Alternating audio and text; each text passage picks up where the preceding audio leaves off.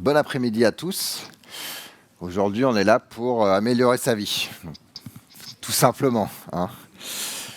Qui se dit que, en fait, pour résoudre les problèmes d'organisation, ce qui est important, c'est les outils. Ok, donc si vous êtes venu pour avoir une liste d'outils et de solutions, je vais peut-être vous décevoir. Ça me trottait dans la tête cette présentation depuis pas mal de temps et je vous avoue que ça a été difficile à la sortir. J'avais l'outline assez vite et puis après, aller creuser, ça a été compliqué. Donc vraiment, prenez-le comme un témoignage. Et il y a des choses qui vont vous parler, il y a des choses qui vont vous gratter. Et ça, c'est intéressant pour vous d'aller creuser ça. Il y a des choses qui vont vous passer par-dessus. C'est OK, prenez ce que vous avez à apprendre, d'accord? Et là, on est à Devox, on pourrait se dire, c'est pour le boulot. Mais en fait, là, on parle de tout, boulot, pro, peu importe le type de vie que vous avez. Et plus précisément, c'est vrai qu'on a tendance à être un peu sous l'eau quand on a un peu cette sensation d'être tout le temps sous l'eau, toujours d'autres choses à faire et de sentir un petit peu derrière. Donc, on va essayer de trouver des solutions là-dessus. Et puis, comment est-ce qu'on s'entretient? On se dit, je veux être un peu plus performant. Donc, qu'est-ce qu'on fait? Est-ce qu'il y a des exercices comme faire du sport, aller courir, des choses comme ça? Donc, on va voir ça. Et puis, des choses autour de la carrière, enfin, en tout cas, des conseils que je donne ou qui m'ont été donnés avant. Donc, là encore, prenez ce que vous voulez. Et là encore, c'est une expérience personnelle. Moi, j'ai eu une enfance... OK, j'ai fait des études OK, donc voilà, j'ai pas un cas difficile ou des choses comme ça. Alors, le personnage principal, il s'appelle Emmanuel. Il a fait des études dans l'informatique et surtout, ses parents ont acheté cet ordinateur et puis il a décidé que c'était le sien. Et donc, il est tombé amoureux de ça à l'âge de, 10-12 ans, je sais plus trop. Et au niveau du boulot, j'ai commencé dans le e-commerce au moment où c'était assez le début en France. Et puis, j'ai commencé à toucher à l'open source. Et puis, j'ai eu la chance de contribuer à des projets open source qui sont devenus extrêmement populaires dans l'univers Java. Et du coup, je suis un peu monté avec eux. Et je suis devenu un professional open source, c'est-à-dire que je suis payé pour, en plus, faire les choses de manière ouverte. Donc, Hibernate est le plus connu. Quarkus est connu aussi, un des derniers, puis il y a eu plein de choses au milieu.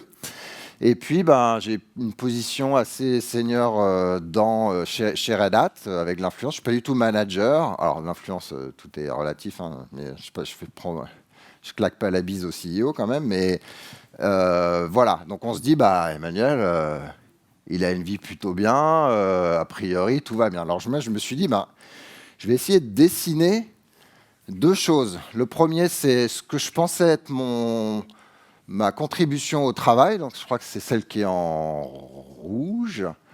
Ouais. Et la deuxième, c'est comment moi je me sentais en termes de je suis content des choses qui se passent. Et là, on voit que c'est un peu du high frequency trading, en fait. Ça bouge quand même pas mal. Donc, pour vous donner un peu de contexte, en fait, j'avais écrit certaines choses, puis je les ai enlevées. Je vais juste vous donner certains contextes. Donc, moi... au niveau du boulot, donc je vous en ai parlé, le web, ensuite contribution Hibernate, ça c'est une deuxième grosse partie. Ensuite, il y a eu toute la partie post-Hibernate, les standards, continuer à faire évoluer cette partie-là, le podcast Les Cascodeurs, et ensuite Quarkus et encore d'autres choses. Mais voilà, ça c'est les grands événements. Donc là, essayez de voir où est-ce que ça se map. Ok, déjà, il y a beaucoup plus de variations que la liste qu'il m'a donnée, là. Et puis, au niveau des aspects personnels, le truc classique, célibataire, ensuite en couple, ensuite un enfant. Là où c'est un peu moins classique, c'est qu'on s'est aperçu que mon enfant portait un handicap. Et on n'a pas su pendant pas mal, 4 ans et demi, 5 ans, pas vraiment ce que c'était. On savait ce qu'il fallait faire pour qu'il continue à progresser le plus possible, mais il y a eu toute cette partie incertitude. Donc là, votre petit dessin de la vie parfaite, la belle maison, le jardin, le couple qui va bien, les enfants qui vont faire des trucs super dans la vie, etc. Là, vous dites, OK, alors là, ça marche plus, ça. Qu'est-ce que ça veut dire? Qu'est-ce que ça veut dire pour moi? Et du coup, la résistance, il y a des choses à reconstruire. Là. Et puis... il y a eu un moment, alors c'est passé la même semaine, ces infos-là, c'est ma femme a un problème de santé assez important, donc hôpital, etc., etc. Et puis elle me dit, bon, bah, en fait, notre couple, ça marche pas, on arrête. Bon, là, c'est pareil, ça secoue un petit peu. Donc ça finit, ça continue bien, parce qu'au final, on est toujours ensemble et limite encore mieux ensemble. Mais voilà, ce qu'on voit, c'est que la perception que vous pouvez avoir, ma perception à moi, déjà, elles sont très différentes. Et d'où ça vient tout ça? Pour moi, il y a deux types de facteurs. D'abord, les facteurs externes, on va dire les accidents de la vie, les choses qui nous influencent, les entrées-sorties, si on pense comme ordinateur. La perte de quelqu'un de cher, un divorce, les choses difficiles comme ça, un handicap, que ce soit pour soi ou quelqu'un de cher, dépression, on peut imaginer plein de choses comme ça où on se dit « Ah ouais, ta vie, elle n'est pas facile en ce moment ». Et puis, il y a les choses internes. Les choses internes, pour moi, c'est un peu la façon dont nous, on interprète les choses et les choses qu'on se construit à l'intérieur. Par exemple, moi, quand j'ai commencé l'open source, donc je travaillais soir et week-end. Ensuite, j'ai été payé pour, donc je travaillais le jour, le soir et les week-ends. Mais j'étais content. Hein. On avait une règle, on disait les 20% de Google, nous, c'est le week-end, on peut faire d'autres choses, c'est super. mais en vrai, j'étais à fond dedans. Donc, l'équilibre vie privée, vie professionnelle, c'est pas que j'étais pas d'accord, je comprenais pas vraiment, ça n'avait pas vraiment de sens pour moi. Ok. Et puis ensuite, études scientifiques, esprit rationnel, en gros un disciple de Monsieur Spock. Du coup, tout est rationnel, l'abstraction rationnelle. Après, bon, les émotions, déjà on comprend pas trop, mais bon, ça a l'air d'être plutôt un vestige. Et on avance. Et de là, il y a plein de choses qui se dérivent, notamment. On est capable de faire le plus possible et optimiser les choses, et on a une sortie constante de notre capacité de travail, de choses qu'on a à faire. Ok. Et puis, du coup, pour progresser, faut optimiser et en faire plus. L'autre chose, c'est que, je pense peut-être beaucoup d'entre vous, mais j'ai une machine qui est super forte à anticiper, à construire les scénarios du futur. Et puis j'ai un petit biais, c'est souvent plutôt des scénarios négatifs. OK.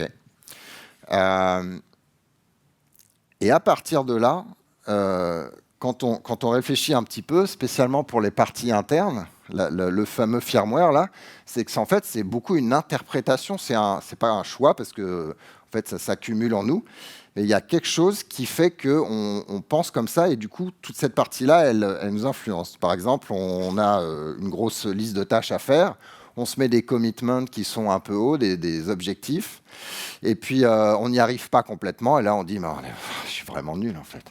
D'accord ? Donc là on commence à se juger soi-même, et là c'est un choix purement interne. Ou alors les scénarios catastrophes dont je vous ai parlé, donc outil super utile dans certains cas, puis des fois on a des scénarios pour sa vie perso, et puis ils sont tellement bons que c'est de la réalité virtuelle, on a l'impression d'être dedans, on les vit. Et là, on se projette, et en fait, il y a une réalité, il y a ce que nous, on vit, et on se descend. D'accord ? Et ça peut changer quand on réfléchit. C'est des règles du firmware qu'on a en nous. Déjà, on peut essayer de les trouver, les explorer, et puis après, on peut les explorer sans les changer, on peut les explorer en les changeant. Et donc, c'est ça qu'on va essayer un peu d'approcher dans cette présentation. Et la partie externe... Il y a des gens qui disent que, par exemple, la perte de quelqu'un. La perte de quelqu'un, c'est un fait. Et après, la douleur qu'on ressent, c'est littéralement à l'intérieur. Donc, quelque part, tout est interne. Mais ça, on va dire, c'est des philosophies assez extrêmes. Mais sans aller là-dedans, il y a des accidents de la vie sur lesquels vous allez vous arc-bouter et continuer à avancer malgré tout, d'accord ? Et il y en a d'autres qui vont potentiellement être un électrochoc, qui vont vous faire changer d'un côté ou de l'autre, je ne juge pas. Et comment on réagit à ces événements extérieurs, ces entrées-sorties, comment le firmware réagit, voilà, c'est ça qu'on va essayer d'explorer un petit peu aujourd'hui. Donc ouais, on est un peu loin de la liste des actions à faire, des outils à faire. Cela dit, on va commencer par un sujet un peu plus simple, qui est, on est dans des jobs de l'information. En gros, la liste des choses potentielles qu'on a à faire, elle grandit plus vite que notre capacité à le réduire. Donc, on a, approximation assez simple, en grandissant n, on a une liste de tâches infinie. OK. Et c'est génial parce que ça veut dire qu'en fait, on a un champ d'opportunités énorme et on a juste à choisir ce qui paraît le mieux. Donc ça paraît vachement positif. Et un autre truc que moi, je ne sais pas si vous êtes d'accord avec moi, mais mon ressenti, c'est que notre liste de choses à faire, alors évidemment, notre boss va nous en imposer une partie, mais quand même, dans notre vie au jour d'aujourd'hui, en 2020-2023, c'est qu'on a quand même une capacité à nous influencer assez énormément la liste des fameuses tâches qu'on fait. On a quand même une énorme autonomie. OK, donc on a cette liste infinie, et la clé, c'est de dire, comment est-ce que je fais pour être capable de faire ce qu'il y a de plus utile ou de plus impactant pour moi? Déjà, utile, impactant, ce n'est pas la même chose. C'est quoi que vous voulez essayer de faire? Donc ça, c'est peut-être quelque chose d'intéressant à réfléchir. Donc ça, c'est un aspect. Genre, il faut absolument faire les trucs les plus utiles avant. OK. Merci Emmanuel, Captain Obvious. Mais la deuxième chose, c'est que tout le reste, l'infini moins 5 tâches, là, comment on le ressent? Est-ce que je me sens coupable de ne pas le faire ou est-ce que je me sens en paix parce que je fais ce qu'il y a de plus important? Et donc, ce qu'on va essayer de faire dans notre système de to-do, c'est d'essayer d'être en paix avec ces deux approches-là. Là encore, c'est mon expérience. Enfin, j'ai échangé avec une personne qui est dans la salle ici et elle disait moi, les to-do, juste, ça ne marche pas. Donc, j'ai lâché l'affaire et maintenant, je suis vachement plus en paix. Ça marche aussi, d'accord? Là, je vous montre vraiment mon expérience. Et il y a deux méthodes. La première, c'est celle que j'utilise, qui est très cadrée, qui s'appelle Getting Things Done, qui est en 5 étapes, y compris faire, parce que si on fait que des to-do et en fait on fait jamais, c'est pas très utile. Et juste le diagramme à droite, là, qui est un peu détaillé, c'est l'étape 2, 2, 3, en fait. Donc la première étape, c'est de tout capturer. Et on va tout mettre dans le système pour que notre cerveau il dise « Ok, moi je sais que tout est dans le système, j'ai plus à me rappeler des choses. J'ai confiance que tout est dans le système. » Ah tiens, il y a la lampe qui a cramé.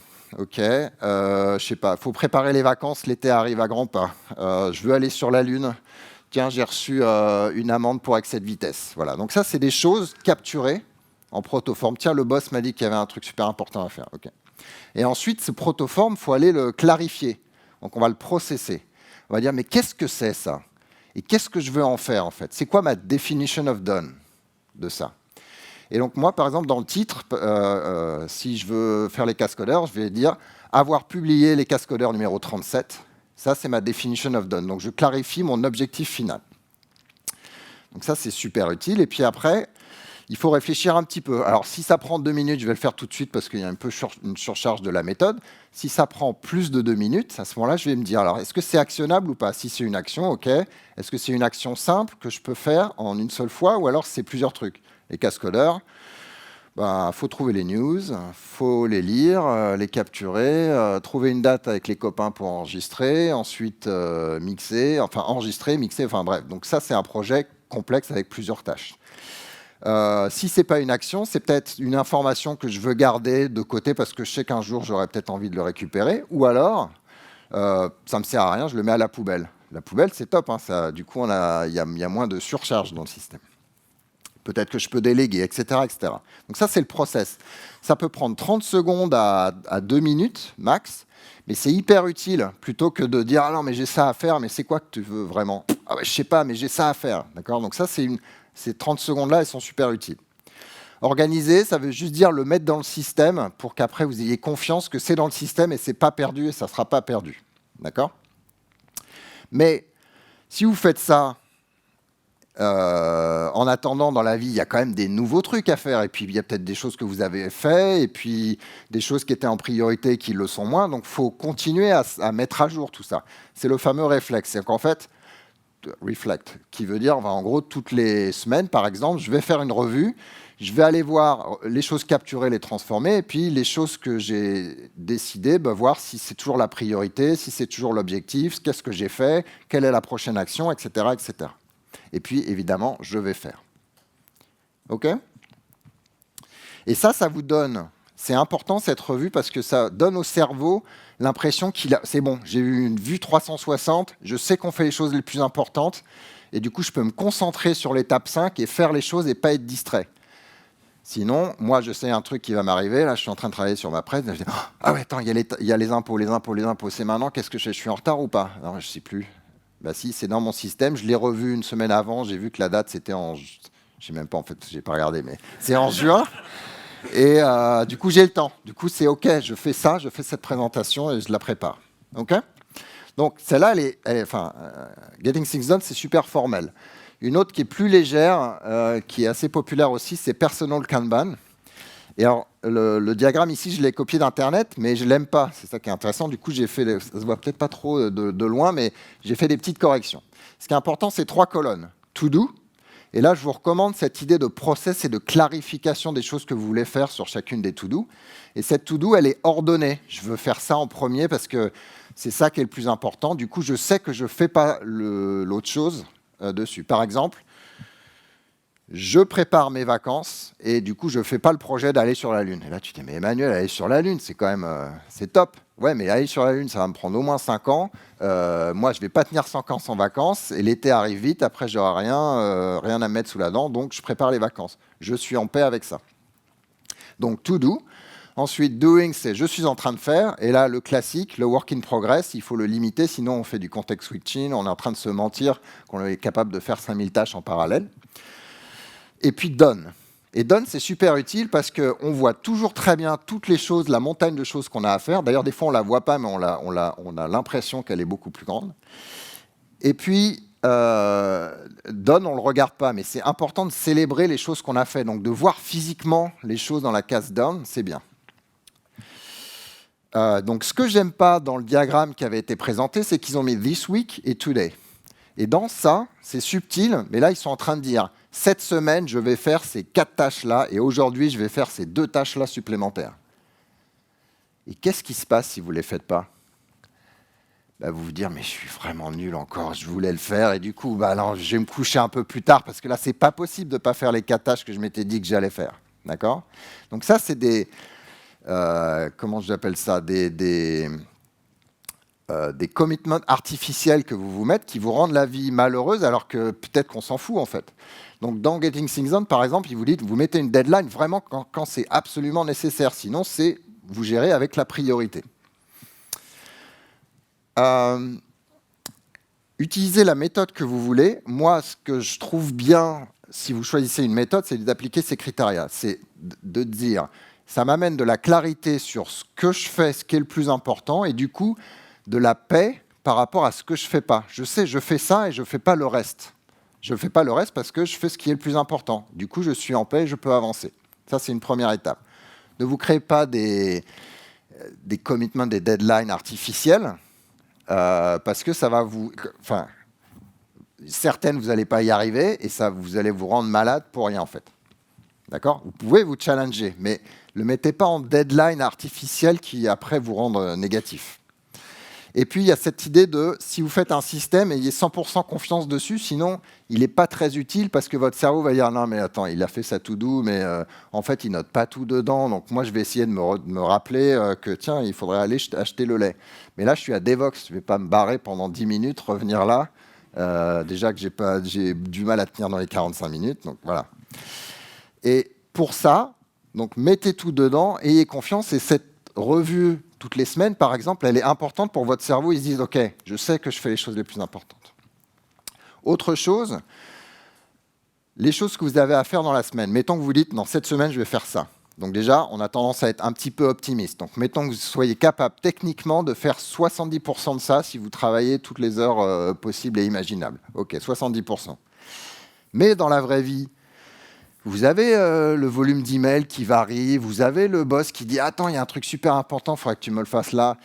Vous avez le conjoint, le gamin qui tombe malade, sur lequel il faut s'occuper et qui fout en l'air tous les jolis plans. D'accord ? Donc en réalité, vos 70% maximum théoriques, ils sont peut-être, si vous atteignez 50%, c'est déjà top. Donc c'est pour ça que ces commitments artificiels, c'est assez pervers.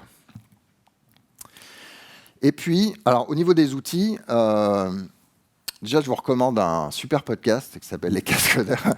Il y a un épisode, l'épisode 152, où j'ai fait une interview avec Guillaume et on a discuté Personal Kanban GTD, donc vous allez pouvoir zoomer beaucoup plus là-dessus.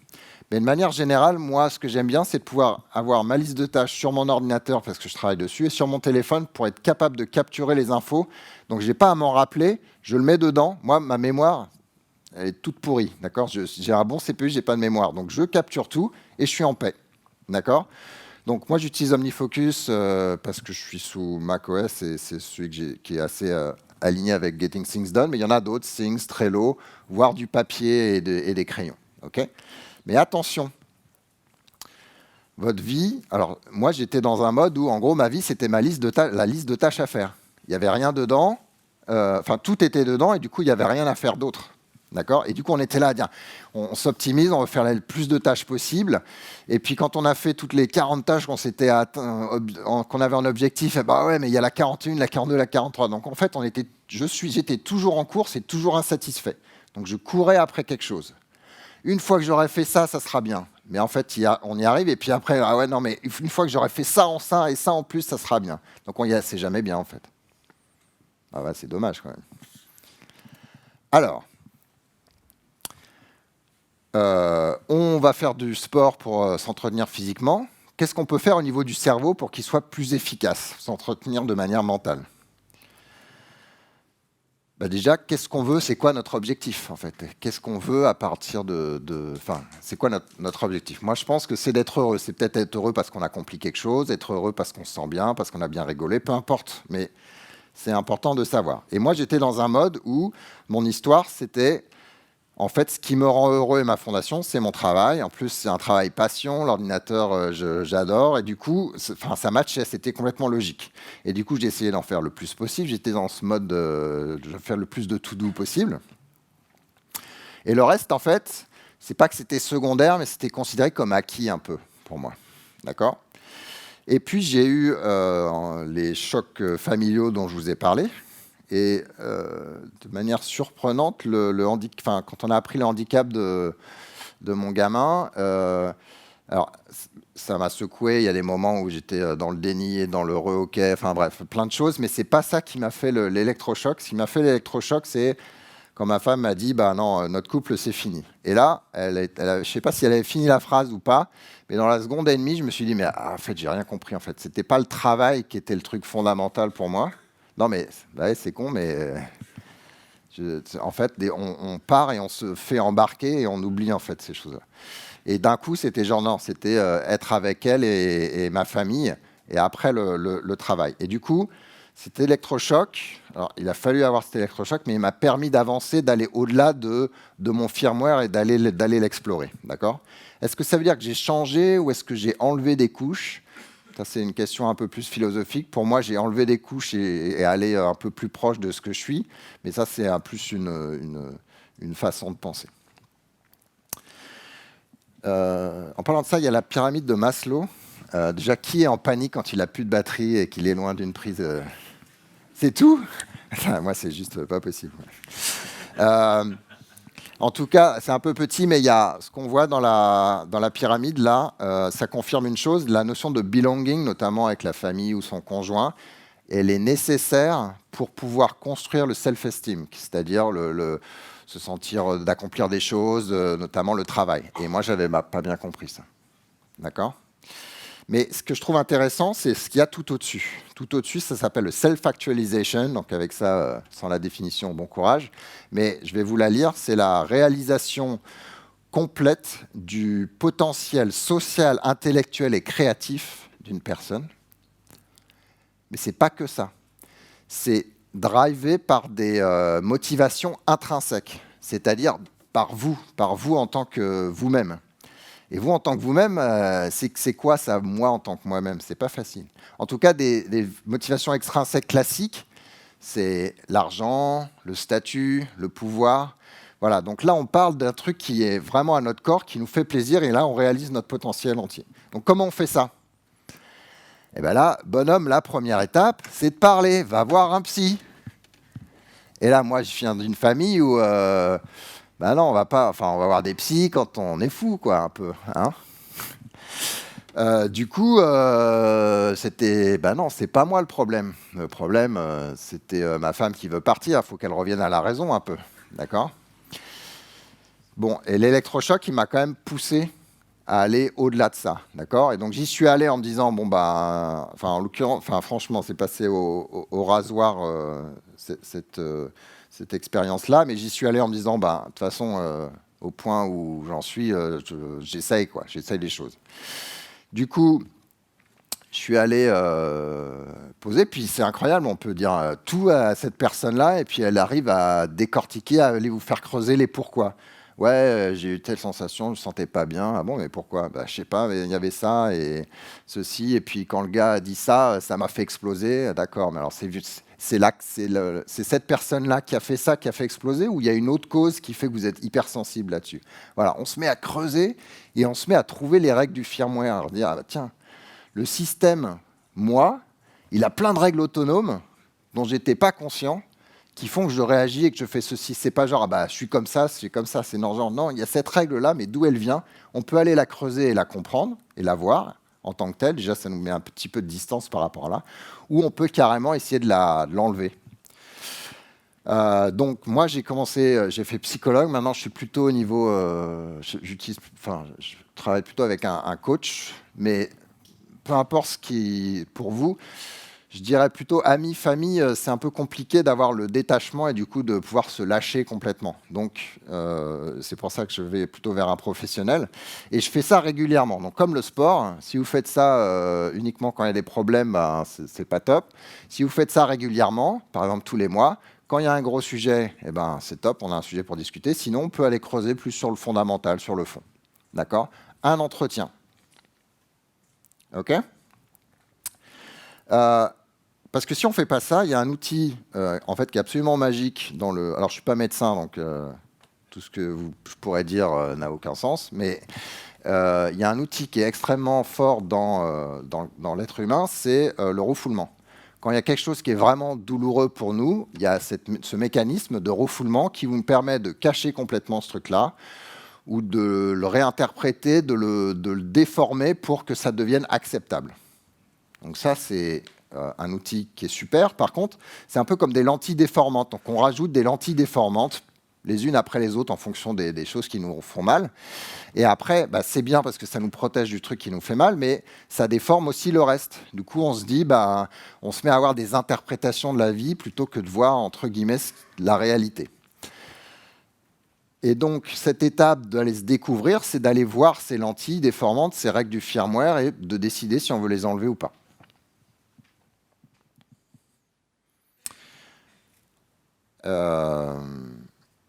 Bah, j'ai déjà parlé de ça, mais du coup, d'aller voir, tiens, il y a ce bouton, je réagis à chaque fois qu'on me dit ça, je pars au quart de tour. D'accord, mais c'est quoi les causes pour aller prendre plus de la distance dessus? Moi, par exemple, le futur, c'est un sujet qui est encore un cas un peu compliqué où j'ai tendance à voir tous les trucs négatifs potentiels. Le fait de pouvoir me dire, mais en fait, c'est une pensée qui est séparée de la notion de réalité et d'aller me répéter ça, ça me permet de mettre de la distance par rapport à des choses qui, sinon, m'amènent de la douleur. Le handicap de mon gamin, c'est pareil, il a fallu... je ne sais pas si je suis au-delà encore, mais ce n'est pas forcément évident à accepter. Il faut du temps et d'aller creuser, d'enlever tous les scénarios catastrophes les uns après les autres. Et là, vous me dites, OK, bon, là, tout doux, Emmanuel, j'étais avec toi. Le truc du psy, je ne suis pas prêt. Moi, ce que je voulais, c'était améliorer mon cerveau, avoir des outils. Donc, on y va. Alors, je vous dis, OK, c'est la section pour ça. Et ce que vous voulez, effectivement, c'est d'avoir le cerveau le plus efficace pour les choses que vous avez à faire. Vous avez peut-être même des objectifs super concrets pour ça. Et là, je vous dis, c'est pas encore la section pour ça, en fait. Après, peut-être. Ça marche pas comme ça, en fait. Là, vous êtes en train de chasser quelque chose. Une fois que j'aurai fait ça, je serai capable d'être plus efficace. Mais pourquoi vous recherchez ça? Est-ce que vous pouvez pas être... Qu'est-ce qui fait que vous n'êtes pas heureux et bien juste avec ce que vous faites là, maintenant? Parce que vous pouvez avoir un désir de faire mieux, mais de vous dire « je serai content une fois que j'aurai fait mieux », ce n'est pas la même chose. Il y en a un qui vous bouffe et un autre sur lequel, bah, si j'y arrive pas, c'est top, je suis content quand même. Et si j'y arrive, bah, c'est top, je suis content aussi. Donc là, dans les deux cas, on est content. On cherche le positif. D'accord?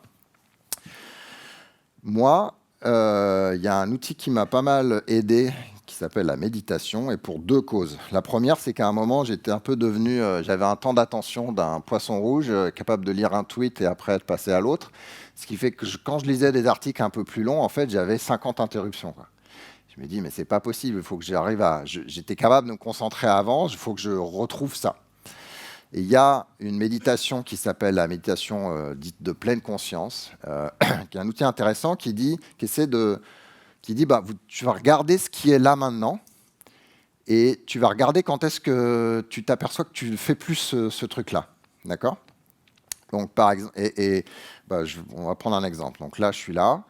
Je sens que j'ai une petite tension dans les épaules, par exemple. Donc là, j'ai peut-être relâché mes bras. Mes pieds, ouais, j'ai un petit peu mal. C'est des Vox, on est toujours debout. Là, je me demande si je ne perds pas un peu trop de temps pour la conférence. Tiens, ça, c'était une pensée. C'était plus ce qu'on était. Donc là, je reviens. Voilà, là, je suis en train de respirer. Je vois que je parle un peu trop, donc je sens que la respiration est un peu courte.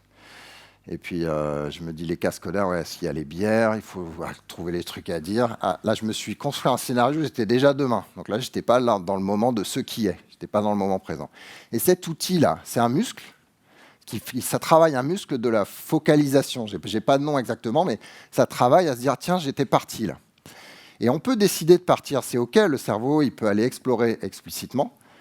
Il peut explorer des scénarios pour vous rendre un peu en paix, mais réaliser que ce sont des scénarios et soyez capable de revenir à la réalité, vous en apercevoir. Donc c'est à ça que ça sert la méditation en pleine conscience. Et moi, ça m'aide justement à éviter de dériver trop longtemps sur des choses ou d'accepter de le faire, mais explicitement. Et par exemple, une conséquence, c'est quand je suis en meeting, donc soit je décide de ne pas y aller, parce que je ne serai pas à fond dedans, soit je suis à fond dedans et je suis complètement dedans. Donc au lieu de dire « Ah tiens, je fais des meetings, mais en fait, je fais autre chose, des machins. » Non, je les fais ou je ne les fais pas. La méditation, elle peut... Alors c'est d'autres méditations, mais ça permet d'aller, un peu comme le psy, d'aller creuser le logiciel, en fait. Et de séparer la notion de ce qui est de la notion des pensées que l'on a sur ce qui est. De séparer un peu ces choses-là. Et du coup, certains appellent ça les croyances limitantes, là, les fameuses lentilles déformantes dont je parlais. Moi, j'ai eu besoin d'aide pour ça, donc un coach là-dessus, le faire tout seul, je ne sais pas s'il y en a qui arrivent, moi, je n'arrive pas. Et du coup, j'ai pu creuser cette fameuse machine à construire des scénarios catastrophes, qui est super utile pour le boulot, parce qu'on anticipe les bugs, on se projette dans le futur de l'algorithme ou de choses comme ça, mais qui est néfaste quand ce n'est pas contrôlé et que c'est sur des choses qui vont vous pourrir la vie pour rien, parce que si ça se trouve, ça va arriver, si ça se trouve, ça ne va pas arriver, et peut-être que vous pouvez changer des choses, peut-être rien du tout, et sûrement rien du tout. Voilà, donc d'aller creuser ça, c'est utile. Et de chasser moins, d'être moins en quête de plus, d'être OK avec le fait d'être juste là et de rien faire. Je ne sais pas qui avait, gamin, une peur panique de s'ennuyer. Moi, c'était le cas. Il fallait absolument que j'ai un bouquin que je faisais. Il n'y avait pas encore Twitter, en plus, vous imaginez la panique, quoi. Mais j'en parlais hier avec quelqu'un. Pourquoi est-ce qu'on regarde Twitter de manière compulsive? Donc oui, ils ont fait des algos un peu pas cool pour nous inciter à faire ça, mais en vrai, c'est qu'on veut combler le fait de rien faire. Mais pourquoi on veut combler le fait de rien faire? C'est bien aussi. Et du coup, quand on voit les pensées, quand on voit les filtres, tiens, ça c'est le scénario négatif, ça c'est un jugement, ça c'est OK, plus un fait, etc., eh ben, on commence à se mettre une petite distance par rapport à ces choses-là et on est plus en paix avec soi et plus en paix avec les autres. Donc en fait, on part moins en rage contre quelqu'un ou des choses comme ça. Donc c'est pas mal pour les autres aussi, la méditation. Donc comment on fait concrètement? Commencer par des méditations guidées. Après, on peut le faire tout seul, mais c'est pas mal d'apprendre un peu les mécanismes guidés. Moi, le truc qui m'a aidé j'ai essayé plusieurs fois, et puis c'était pas pour moi, et puis à un moment, c'était pour moi. Donc, il y a un livre de Christophe André qui s'appelle « Méditer jour après jour ». Alors, le livre, je me rappelle plus trop s'il est bien ou pas, mais en tout cas, il y a un CD dedans avec une dizaine de méditations assez courtes qui vous permettent de vous lancer là-dessus. Et à la méditation, vous n'êtes pas obligé de vous asseoir sur un coussin, vous tenir droit et respirer je ne sais pas comment, parce que ça fait super mal au dos, c'est une catastrophe en fait. Donc vous pouvez vous mettre sur une chaise, vous pouvez même marcher doucement, tranquillement. On peut méditer un peu n'importe comment. Donc, vous ne mettez pas des contraintes a priori là-dessus non plus. Il y a aussi des applications. Donc moi, en ce moment, j'utilise Petit Bambou, mais il y en a plein, Calm, Meditate, j'imagine, des choses comme ça. Voilà. Et puis pour s'explorer soi-même, un psy, un coach, quelque chose comme ça. Donc c'est un investissement en temps, un peu en argent, mais c'est comme votre investissement dans la salle de sport ou je ne sais pas ce que vous faites comme sport. D'accord ? Et là, on dit non, mais Emmanuel, ok, on a compris. Et moi, ce que je veux, c'est être à mon meilleur. D'accord ? Et j'ai lu que par exemple, on pouvait optimiser en disant si je dors 1 heure de moins, ça me fait 10% de plus de temps sur lequel je peux bosser. Si je fais ça 4 fois, t'imagines, 40% de plus. Ok, la méditation, c'est pas pour toi. Et là, on se dit, c'est comme le fameux ingénieur x10, quoi. L'ingénieur x10. Et alors, ce gif, j'ai trouvé comme ça, mais en fait, il est très profond. Donc, suivez-moi là-dessus. Donc là, vous voyez, il y a un rat qui veut être un rat x10. Donc là, il a déjà huilé la roue, il a trouvé une roue assez grande. Donc là, il est optimisé au niveau de ses outils. Et là, après, il dit, maintenant, il faut pédaler plus vite, quoi. Donc là, il pédale plus vite. Et puis, il voit le rat 1X, qui l'embête un peu. Donc, il le met de côté. Et puis, il oublie. Et en fait, ce qu'il oublie, il avance. Et là, paf, c'est l'accident. Les 2 rats sont en galère. Et au final, le volume de choses à faire, en fait, diminue. Et donc là, ce qu'il n'a pas compris, le rat 10X, c'est que ce n'est pas le nombre de choses faites qui est important, c'est l'impact que vous avez. C'est pour ça qu'on dit x10, x100, ce que vous voulez. C'est ça qui est intéressant, potentiellement. Enfin, si c'est ce que vous recherchez.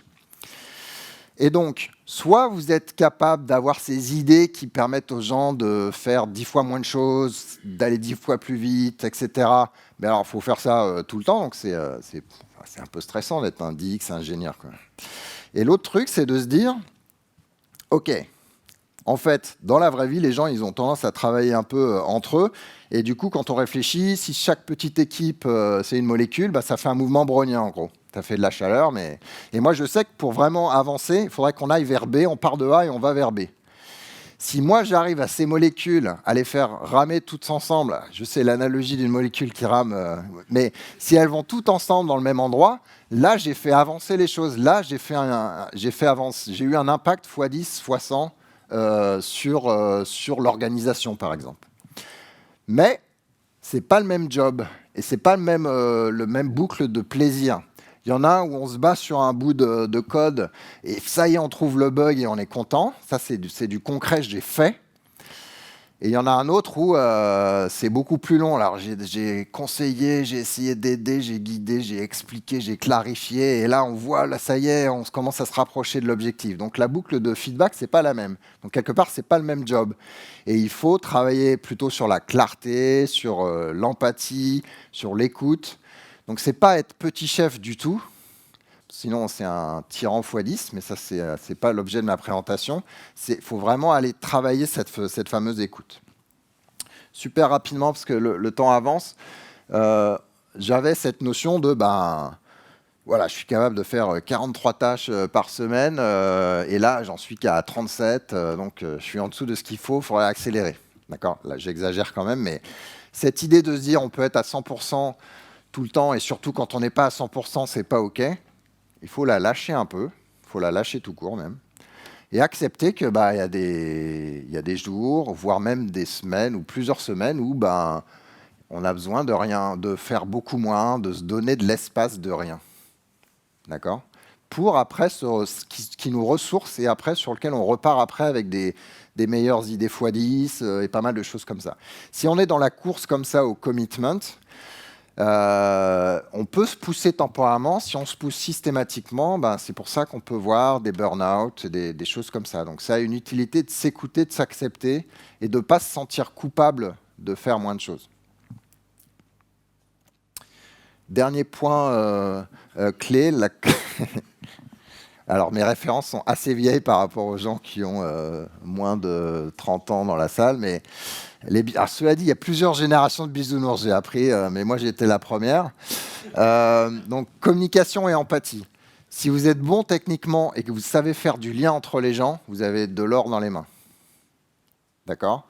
Et la plupart des méthodes de com qui essaient d'aider les gens à faire du lien, elles sont là pour vous aider elles ont deux composantes, je trouve. Elles aident à séparer les faits de la fiction. Donc on en a reparlé, hein, tout ça c'est des thèmes un peu communs, pour éviter de se construire des scénarios montagnes, négatifs. Et puis un autre qui vous donne de force à mettre de la distance, à vous écouter un peu dans vos sensations, etc. Parce qu'en fait, on n'est pas un rationnel qui a un vestige émotionnel. Il faut accepter les émotions, voir d'où elles viennent et avancer avec. Et du coup, ça évite les knee-jerk reactions. Alors, je vais parler d'une seule méthode qui s'appelle la communication non violente qui se focalise sur le non-jugement. Et l'étape, c'est de dire, je vais m'écouter moi, je vais essayer de filtrer les faits, filtrer les jugements, de les voir. Ensuite, je vais regarder mes émotions en moi. Ensuite, je vais voir, mais en fait, pourquoi cette émotion elle est activée? Quel est le besoin qui me manque, qui fait que je suis dans une émotion pas stable? Et après, je vais pouvoir parler à l'autre personne et faire du lien. D'accord? Donc, par exemple, j'ai bossé sur un bout de code critique. Et puis, on a discuté en équipe et on était d'accord que là, celui-là, on ne le touche pas parce que c'est assez sensible et c'est un peu difficile à comprendre toutes les conséquences. Okay, et Bob, j'ai vu, là, je viens de voir dans les diffs de Git, a modifié le bout de code dont on avait dit qu'on ne changeait pas. Ça, c'est 3 faits. OK. En fait, Bob, là, il vient de m'humilier devant tout le monde parce qu'il a décidé qu'il allait changer le truc. Le bout de code, je ne sais même pas les conséquences de ce qu'il a fait. Mon boss va se moquer de moi. Enfin, là, c'est la catastrophe. Donc là, c'est des jugements. Là, je me construis un univers. Ça se trouve, Bob, il avait complètement autre chose dans la tête. D'accord? Alors, peut-être qu'il était super méchant, il a fait ça, mais peut-être pas. D'accord? Donc là, on sépare les jugements. Et du coup, mon émotion, c'est, là, je suis hyper en colère. Je suis frustré, limite je suis en désespoir, j'ai envie de tout lâcher l'équipe là. Ok, mais c'est quoi le besoin? C'est quoi qui te titille derrière? Mon besoin, alors en général il faut tourner un peu là-dessus, mais moi j'ai un besoin de confiance, peut-être d'estime de soi, de concertation. Peut-être concertation, ouais, c'est ça en fait. Quand on fait les choses sans en parler dans l'équipe, ça me bouffe. Ok, alors ça c'est ton besoin. Et donc, au lieu de dire, Bob, putain, tu détruis l'équipe, tu respectes rien, on va changer ça. Et donc là, Bob, comment il réagit, Bob? Bob, il n'est pas d'accord, là. Il se sent un petit peu agressé, Bob. Peut-être à juste titre, je dirais même. Et plutôt d'arriver en disant, Bob, tu vois, tu as changé le bout de code, et en fait, sans en parler, et je me senti en manque de concertation, j'ai peur que dans l'équipe, du coup, on avance moins d'une même avancée. Qu'est-ce qu'on pourrait faire pour améliorer les choses? Donc là, Bob, il dit, OK, bon, je vois qu'Emmanuel, il y a un souci avec ça, peut-être qu'on peut trouver une solution commune. Donc là, 2 approches très différentes. Et vous n'êtes pas vos idées, donc lâchez-vous là-dessus. Alors, ceci n'est pas une roadmap parce que vous pouvez décider de ne pas faire l'un, pas faire l'autre, etc. J'ai juste essayé de lister les choses dans un ordre qui me paraissait à peu près cohérent dans l'exploration. Puis, à la fin, les IA sont probablement heureuses, etc. Donc, il suffit juste d'attendre un petit peu. Mais c'est important de séparer le désir de changer les choses, mais si ça ne change pas, c'est OK, de la rage de vouloir changer les choses, et si ça ne change pas, je suis encore plus en rage. Et si ça change, peut-être que je suis tellement en rage que je ne le vois pas quand même. D'accord? Alors, il nous reste 2 minutes. J'aimerais bien avoir un petit peu de questions, de choses comme ça, et puis on pourra continuer après dans le couloir libéré. Est-ce que quelqu'un a quelque chose à dire? Ouais, vas-y. Fort.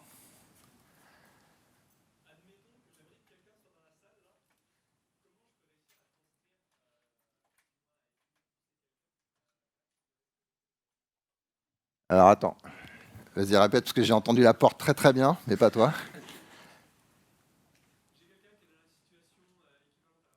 Ouais, de Bob là? Ah d'accord, ok. C'est quelqu'un d'autre ou c'est toi?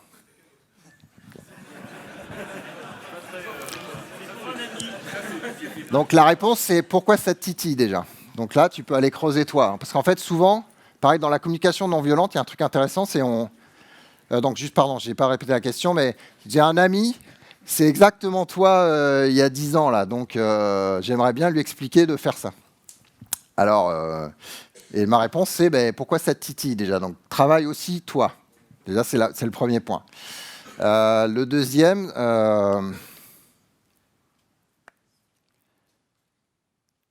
je sais pas en fait. En vrai, il faut C'est pour ça que je fais cette presse, c'est pour montrer qu'il y a d'abord que tout le monde a une vie avec des accroches et des choses comme ça. On en parle très peu de manière générale, mais en fait, c'est la vraie vie. Quand on commence à parler des accroches qu'on a, ça s'ouvre pas mal dans votre cercle d'amis, par exemple. Donc déjà, c'est pour exprimer ça. Donc peut-être voir cette présentation, ça peut aider. Sinon, c'est toujours dans le non-jugement. Donc moi, j'ai toujours tendance à rapprocher à moi. Ben voilà, moi, j'ai eu cette expérience, ça m'a permis d'avancer. J'ai fait ça, pas du tout avancer. Puis après, à la personne de décider au final, tu vois. Et des fois, ça reste frustrant, mais le temps et voir par l'exemple, voilà. C'est un peu pas magique ma proposition, mais voilà.